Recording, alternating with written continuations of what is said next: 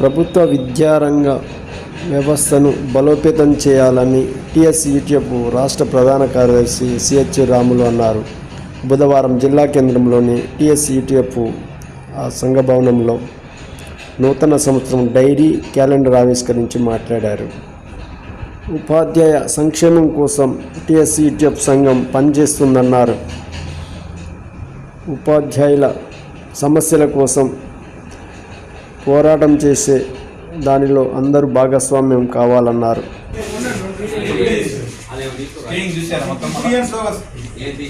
వర్ధిల్లాలి తెలంగాణ రాష్ట్ర ఐక్యోపాధ్యాయ ఫెడరేషన్, వర్ధిల్లాలి తెలంగాణ రాష్ట్ర ఐక్యోపాధ్యాయ ఫెడరేషన్. జిందాబాద్ జిందాబాద్ జిందాబాద్ జిందాబాద్.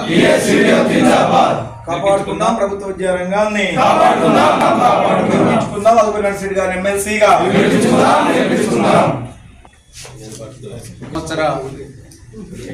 సంవత్సర శుభాకాంక్షలు తెలియజేస్తూ తెలంగాణ రాష్ట్రం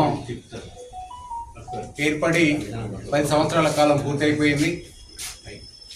ఈ సందర్భంగా 2025 సంవత్సరంలో ప్రభుత్వ విద్యారంగం బలోపేతం కావాలని, ఎన్రోల్మెంట్ కూడా పెంచుకోవాలని చెప్పి, అదేవిధంగా ఉద్యోగులకు ఉపాధ్యాయులకు పెండింగ్లో ఉన్నటువంటి సమస్యలన్నీ కూడా ఈ సంవత్సరం పరిష్కరించబడతాయని కూడా మేము ఆకాంక్షిస్తున్నాం.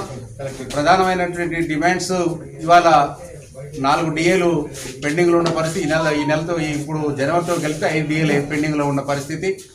2023 జూలై నుంచి పిఆర్సీ అమల్లోకి రావాల్సి, ఆ కమిటీ రిపోర్ట్ తెప్పించుకొని వెంటనే ఆ పిఆర్సీని అమలు చేయాలని చెప్పి, అదేవిధంగా సర్వశిక్ష అభియాన్ ఉద్యోగులందరూ కూడా సమ్మె చేస్తున్నారు. రాష్ట్ర ప్రభుత్వం వెంబటే చొరవ తీసుకొని వారి సమ్మెని విరమింపజేసే ప్రయత్నం చేయాలని చెప్పి డిమాండ్ చేస్తున్నాం. అదేవిధంగా ఇవాళ తెలంగాణ రాష్ట్ర ఐక్యోపాధ్యాయ ఫెడరేషన్ పోరాట ఫలితంగా, ప్రాతినిధ్యం ఫలితంగా విద్యా కమిషన్ని ఏర్పాటు చేయడం జరిగింది.